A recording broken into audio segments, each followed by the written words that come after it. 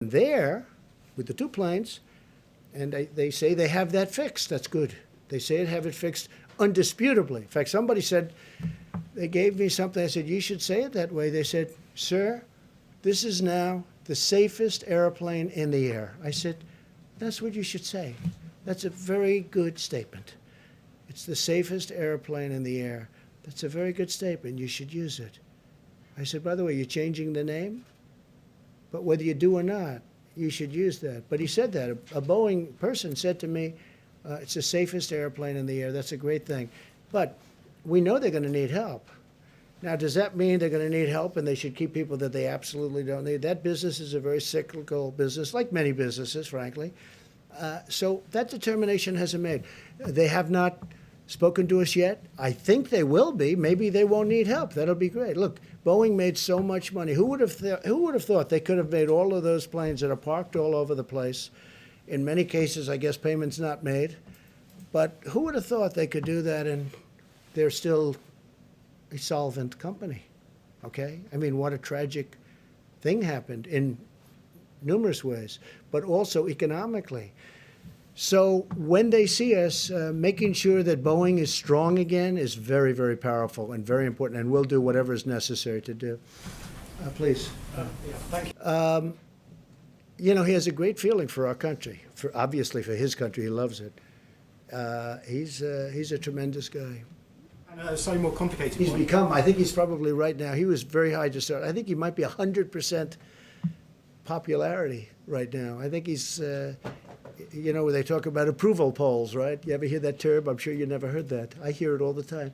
His approval rating must be about 300%. But he's a great guy. He was a great guy before, and I think people see what he's been through. What he's been through is incredible. And they say a big turn. So let's see what happens. Let's hope. And if I may, where do you see... I'm going to be very careful for who comes into the country. Look, my opposition party wants to have open borders. This is a case where I'm very glad that my position is I don't want open borders. I want very strong borders. That includes not only on the southern border, our southern border with Mexico, and you could also say our northern border with Canada. But we want to have strong borders. And I think this is maybe one of the learning points. We learned something about borders. We need borders. The country needs borders to be a great country. And I think this is a great point. Go ahead. Do you have something else? Yeah, I wasn't just thinking about for borders. I just thought for ordinary Americans who are currently stuck at home, if they're tested for antibodies, it turns out they've had the disease and therefore shouldn't be infected again. Some sort of documentation that would allow them to go back to work safely. You mean once they get better?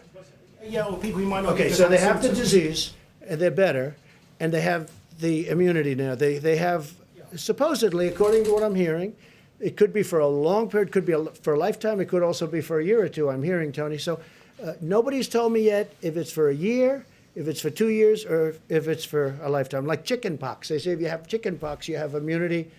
They say for a lifetime. I hope that's true. But nobody's actually told me with certainty, maybe because they don't know yet. You don't know yet. Because it's new. You know, this came upon us. Nobody knew. They do know you have it for a period of time. And it's strong for a period of time.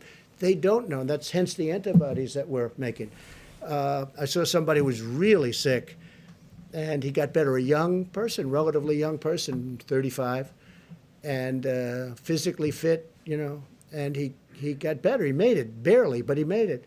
His first thing that he did when he was better is, I want to give whatever I can give to help other people, because nobody should go through it. It's a tough thing. So we don't know yet how long, if you'd like to add anything to that, but we don't know yet, is it a year? It will be a year, but is it more than a year? And only time is going to tell, okay? Thank you. Just one more question. Go ahead, try one more.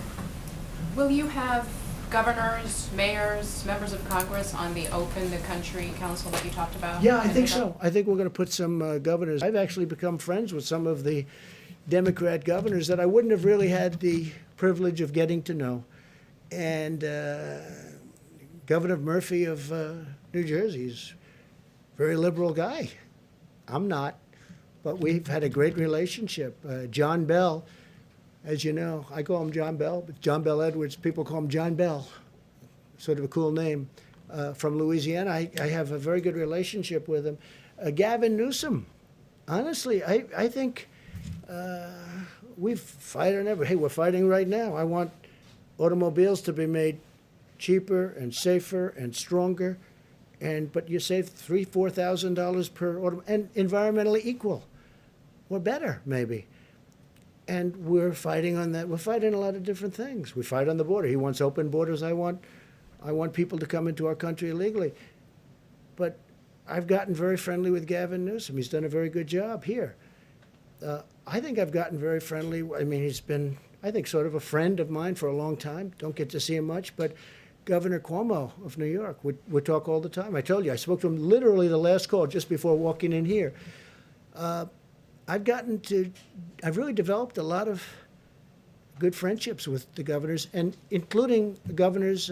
I think Mike DeWine, Republican, but I think he's done a great job in Ohio. So yeah, I want to put on both parties. I want to have some governors. I'm not going to have all of the governors, but I'd like to put some representative governors on the council. Yes, I would like to do that. Any to serve? Yes. I have. I've asked a couple of them. They've all said yes. So far, everyone said yes. I think everybody would like to be on that council. That's a very important council.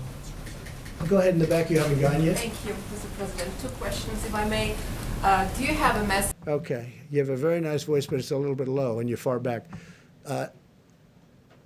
I've had talks with the pastors, and most of the pastors agree.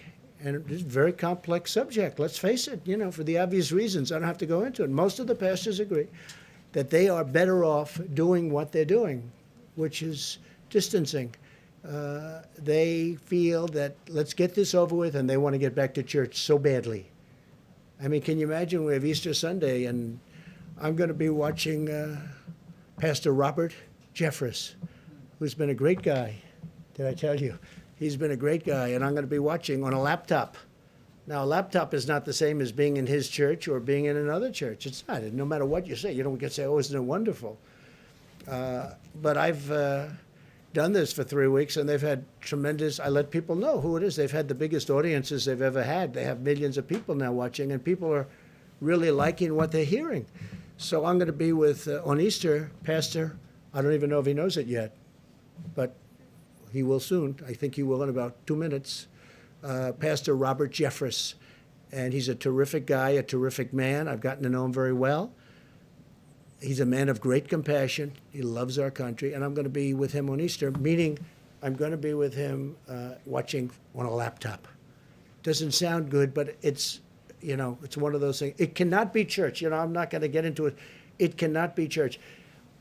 Most pastors and most people of faith, people that we listen to and respect and admire.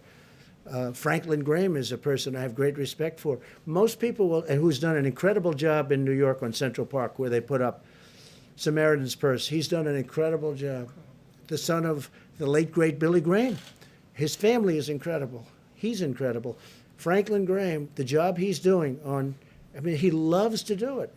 He has such a passion, and that's why he's so good at it. He does it with incredible love. And he will tell you, we're all saying we've got to get our country cured. I know there are some pastors and ministers and others that want to get together. And I have great respect for them. 2 of them I know. But I would say first, I'm a Christian, heal our country. Let's get healed before we do this. And if there's time to do that, we'll do it for hopefully the rest of our lives. Please. Thank you. The Mercy and the Comfort seem to be underutilized at the Yeah. moment in Los Angeles and New York.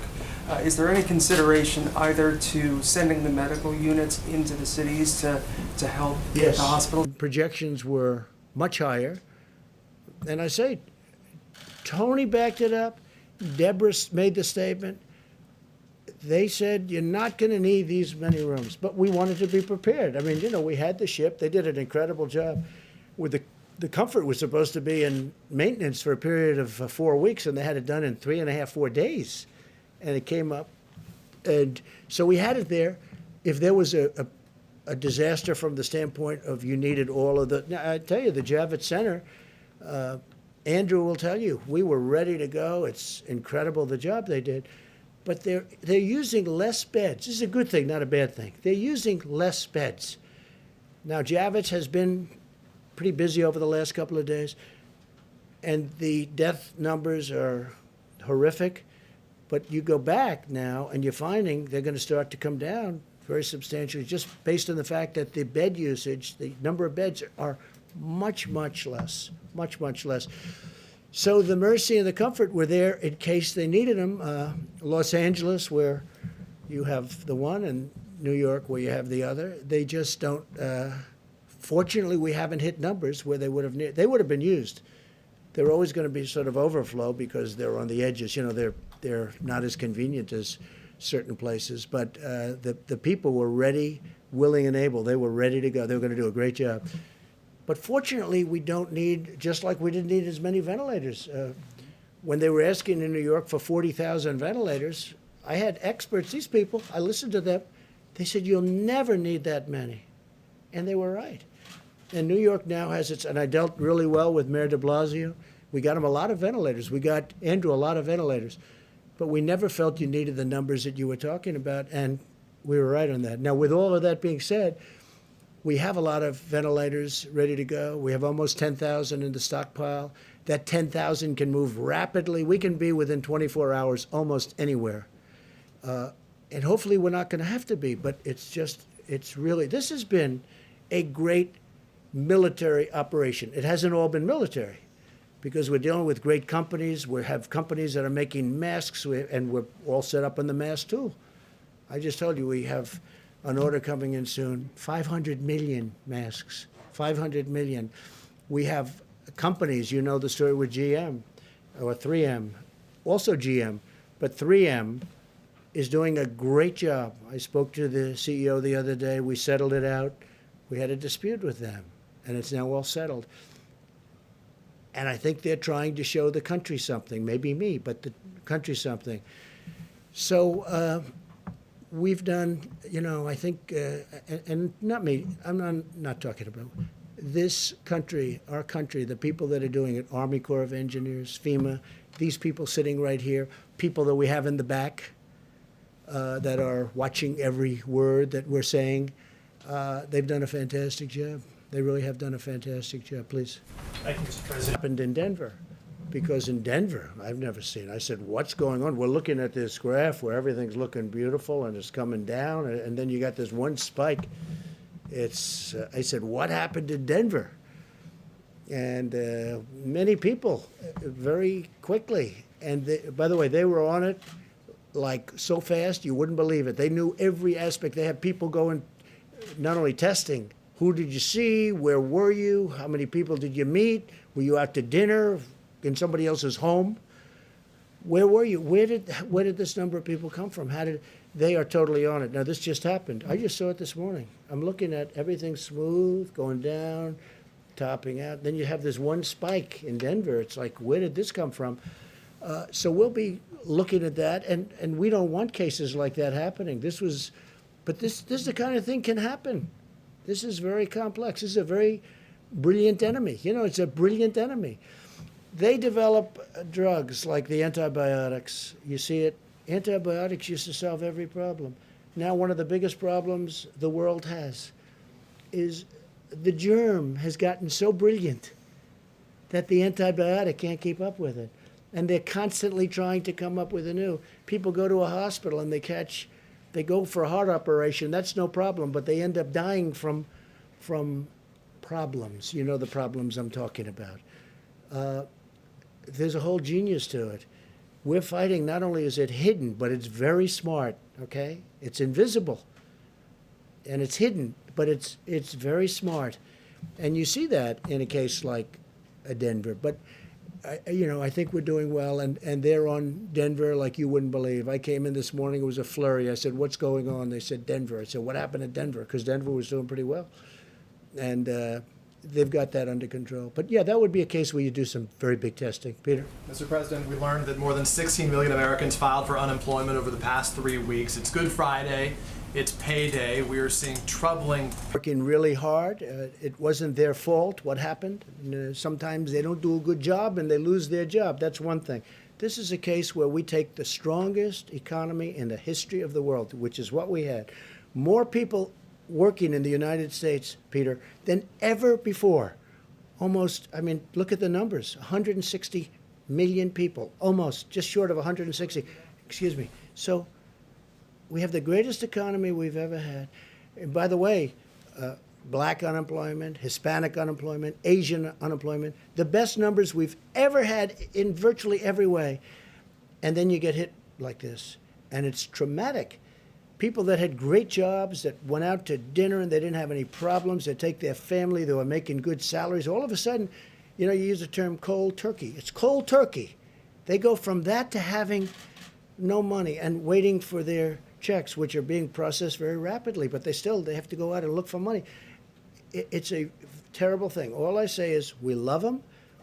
We're working so hard, and they're going to be back. And I hope they're going to be back even stronger than before. Let me ask you about that if I can, just to follow up then. You chose not to do a national stay-at-home order. Now that you say you want to reopen. If they want, I can override it if I want. But the national stay-at-home, just so you understand, 95% of the country is stay-at-home. Like as an example, I was speaking with the great governor of Texas, Greg Abbott, the other day. He has a stay-at-home. A lot of people didn't even know it. But he had a stay-at-home. Some people reported Texas wasn't. He had a very strong stay-at-home. 95 to 96%. South Carolina, as you know, has it, which at one point, a week ago, they didn't have. South Carolina, another great governor, McMaster. 95% of the country is covered. Now, the states that aren't, and again, constitutionally, from a federalist standpoint, if I thought there was a problem, if I saw a state with a problem, I would absolutely demand it.